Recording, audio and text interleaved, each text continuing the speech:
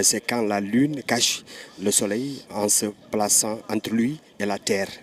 Loolu moo koy provoqué gis ngeen waaw mi ngi noonu.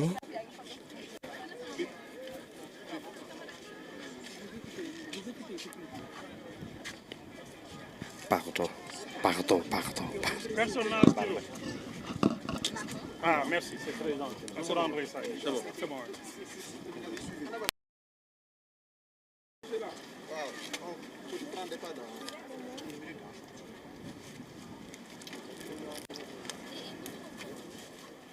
C'est bon, tout le monde a l'image? Attendez.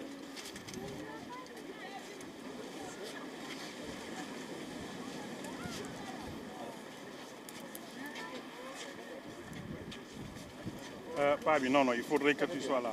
Si je peux me mettre ça à quelqu'un. Parce que sinon, on ne voit pas. Badji.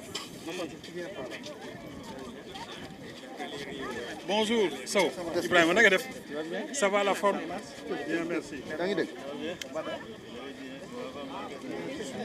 C'est bon, on y va?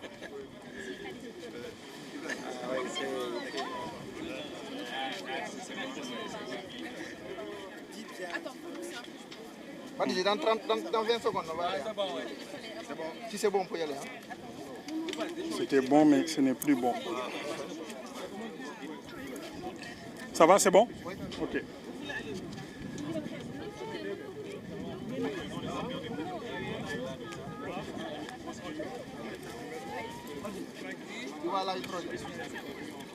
C'est surtout ça qui est important. Pas mou. C'est bon, Badji? Okay.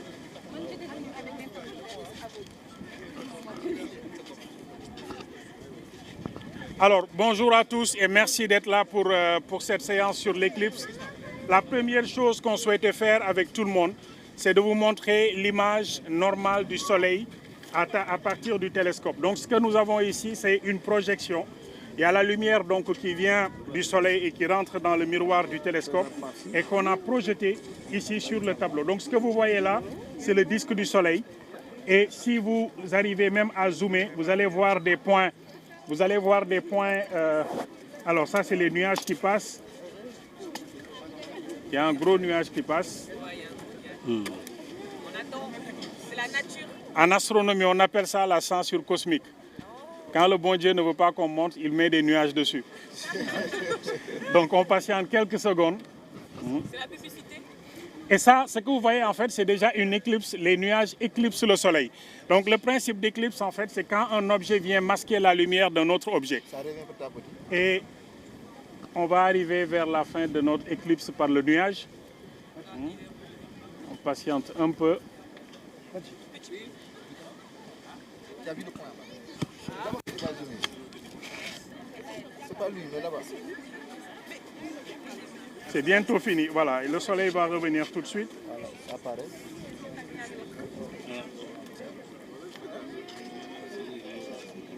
Vous devez être un peu plus dégagé là, comme ça.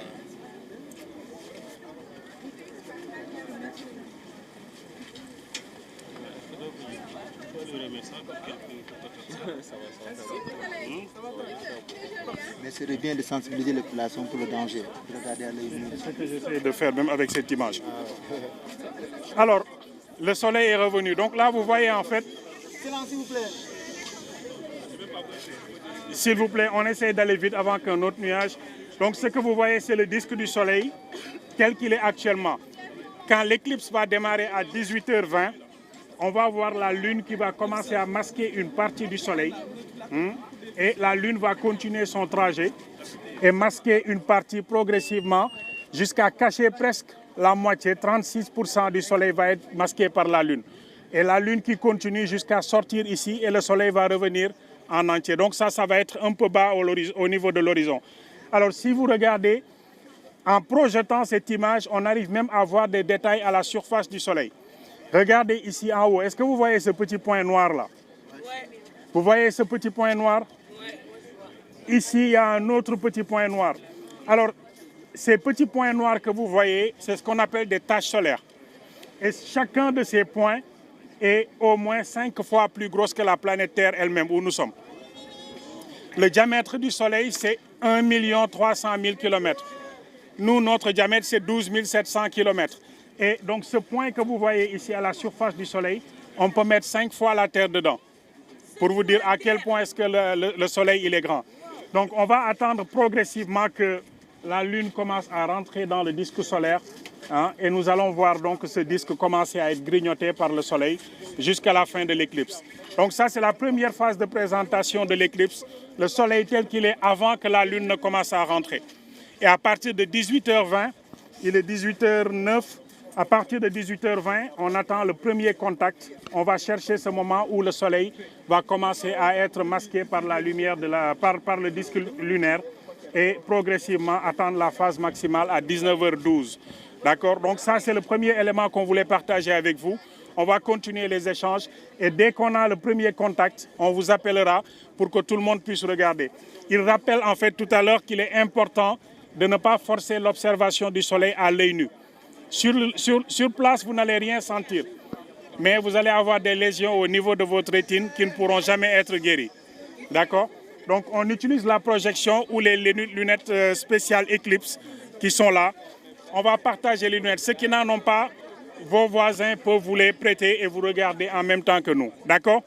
Donc merci et on continue les discussions en attendant que l'éclipse commence à 18h20. Ah, Wolof.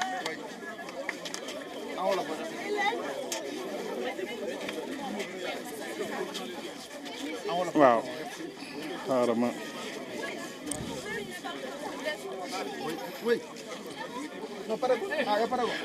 Waaw, ñu tënk ko ci wolof rapidement. Badou, c'est toi qui masques le soleil. Attention. Waaw, ñu tënk ko ci wolof. Lii ñuy gis mooy jant bi. Éclipse boo ko bëggee expliquer doo ko xool rek fi mu tàmbalee parce que duñu xam nan la doxee ba egsi noonu lii mooy jant bi. Lumière am moo jógee ñëw dugg ci télescope bi ñu sànni ko fii ñëpp di ko gis li ci am nag mooy weer bi à 18h20 weer bi dina jógee côté bi ñëw romb nëbb benn pàcc ci jant bi ba 19h12 dina nëbb pàcc bi gën a am solo mu nekk 36% maanaam boo jëlee fukk ñett yi ak genn wàll bi dina ko nëbb weer bi dina continuer di dox ba génn li mu nëbboon yëpp ci jant bi loolu mi ngi am 19h34 lay jeex donc éclipse bi ñu ngi xaar mu tàmbali 18h20 bu tàmbalee rek dinañ ko gis fii nii ci image bii nii am yoo xam ne sax dañ ciy profité di ko fàttali mooy leeraayu jant bi waruñu ko xool ak suñuy gët directement dañuy def lu mel nii maanaam projeté ko ñëpp mën ko gis wala ñu utiliser lunette éclipse yu mel nii pour mën ko xool waaw donc lii moo mën a tax mu protéger bët yi waaye ñu maytu rek di ko xool directement donc bu tàmbalee dinañ ñëwaat ci beneen image boo xam ne dinañ gis weer bi mu commencé di dugg di ko topp ba fi muy jeexee bu neexee yàlla merci. waaw mu am lu am solo loo xam ne tamit ñu ngi koy gis fii ci image yi mooy tomb yi ngeen di gis fii nii tomb bii ñuy gis ak bii ci topp nii am na yeneen ci suuf mooy li ñuy woowee ay taches solaires dafa nekk ay taches yoo xam ne ci surface su jant bi la nekk te boo ci jël rek bii nii ngay gis nii mën nañ ci dugal suuf si ñu nekk lu toll ci juróomi yoon maanaam ñoo ëpp suuf si ñu nekk juróomi yoon jant bi dafa yaatu boo xamante ne diamètre am nekk 1 300 000 kilomètres ñun suñu bos nekk 12 000 kilomètres donc tomb yu ñuul yi ñuy gis mu nekk ay parties jant yoo xam ne température bi dafa xaw a sedd trop ci tomb yooyu buñ ci jël rek mën nañ ci dugal juróomi yoon suuf si ñu nekk pour wane rek jant bi ni mu yaatoo ak suuf si ni mu toll par rapport ak jant bi waaw yii yëpp nekk yoo xam ne dañ ciy profité ci éclipse yi di ko leeral nit ñi. mi ngi noonu ngeen gis li nga xamante ni mooy waa